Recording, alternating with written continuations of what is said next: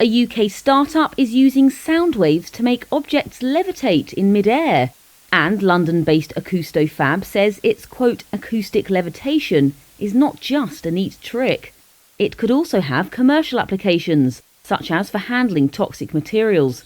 Co-founder Sriram Subramanian said the technology uses an array of tiny speakers to aim ultrasonic sound waves at a particular point.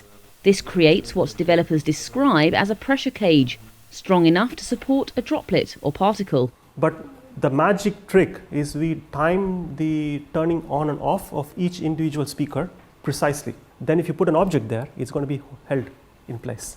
Right? And because we do it computationally, we can also update that shape so fast that the object then starts moving in the way you want it to move. Shubi Bansal is another co-founder. She said that the ability to manipulate liquids without contaminating them offers exciting opportunities in life sciences, where toxic materials are handled daily all around the world. Everything could be automated.